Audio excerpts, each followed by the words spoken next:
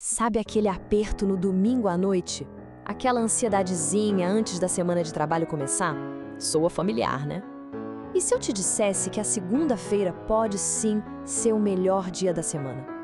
Hoje, a gente vai mergulhar numa ideia que mistura a sabedoria japonesa com uma perspectiva de fé para quem sabe transformar completamente o jeito que a gente encara o trabalho e a vida.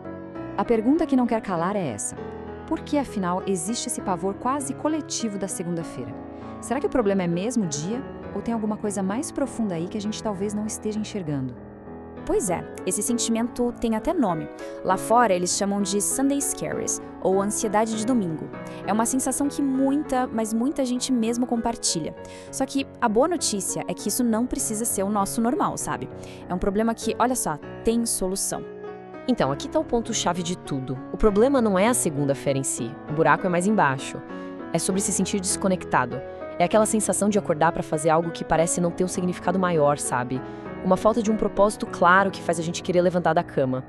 E para a gente encontrar essa conexão, vamos buscar inspiração num lugar que talvez seja um pouco inesperado: o Japão. Lá existe um conceito chamado Ikigai. É uma filosofia de vida, uma ideia poderosa que pode ser a chave para a gente redescobrir a alegria, não só na vida, mas principalmente no nosso trabalho. Ikigai, na sua essência, é basicamente a sua razão de ser. É o porquê de você levantar da cama de manhã com energia, com vontade. É bem mais do que um simples emprego. É quase como uma vocação, uma missão. Ok, mas como é que a gente acha esse tal de Ikigai? A resposta, olha que interessante, tá bem no encontro desses 4 círculos que a gente está vendo. Primeiro, a gente pensa naquilo que a gente ama fazer. Depois, a gente adiciona aquilo em que a gente é bom. Aí a gente combina isso com algo que o mundo precisa. E por fim, aquilo pelo que a gente pode ser pago. O ponto exato, o miolinho onde tudo isso se cruza, pronto. Esse é o seu Ikigai. É tipo a harmonia perfeita entre paixão, missão, vocação e profissão. E ó, isso não é só uma teoria bonita não. Em Okinawa, no Japão, uma das famosas zonas azuis do mundo, as pessoas vivem vidas incrivelmente longas e saudáveis. E um dos grandes segredos deles, muitos dizem que é justamente porque eles vivem o seu Ikigai no dia a dia. O resultado? Muito menos estresse e muito mais satisfação. E se bem-estar não for um argumento forte o suficiente, vamos falar de resultado. O que será que esse 2x significa? Bom, estudos mostram que pessoas que vivem com um forte senso de propósito não são só um pouquinho mais produtivas, elas são 2 vezes mais produtivas. Pensa no impacto disso. Ter um propósito não é só um sentimento bom, é um motor de performance. Literalmente dobra o nosso potencial. Agora, e se esse conceito que vem lá do outro lado do mundo tiver um eco, um paralelo profundo numa sabedoria milenar que talvez esteja mais perto da gente? Vamos agora para uma conexão que talvez seja surpreendente, onde a gente vê como essa busca por propósito é, na verdade, algo que conversa diretamente com a fé. Vamos olhar para essa passagem de Jeremias. Ela diz o seguinte: eu conheço os planos que tenho para vocês, planos de lhes dar esperança e um futuro. O que isso nos mostra?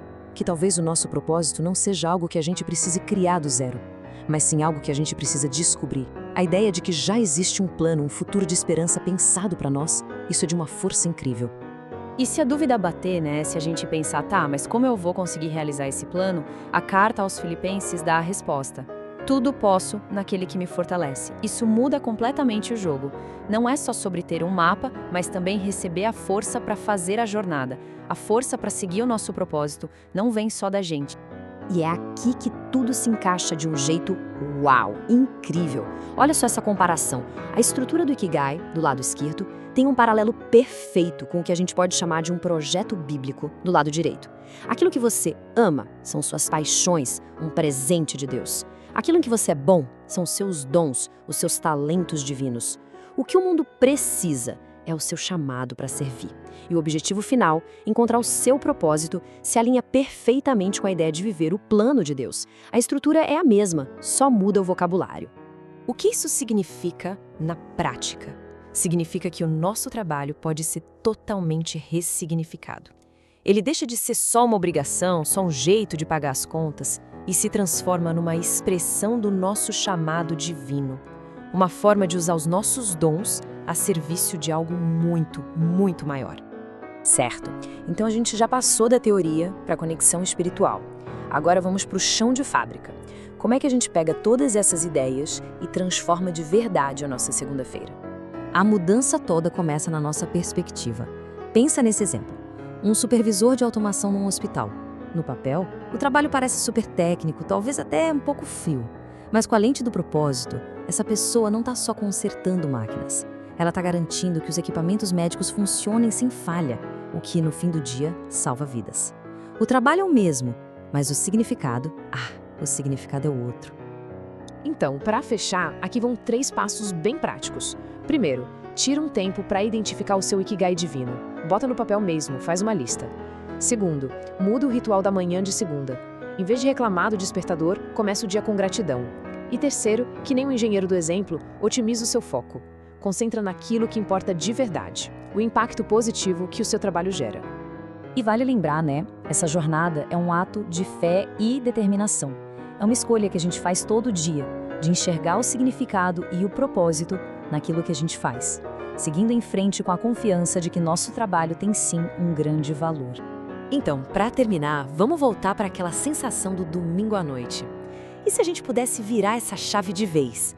E se a segunda-feira não fosse mais o fim do descanso, mas o começo de uma nova semana cheia de oportunidades para a gente viver o nosso propósito? Pensa nisso. O que realmente mudaria?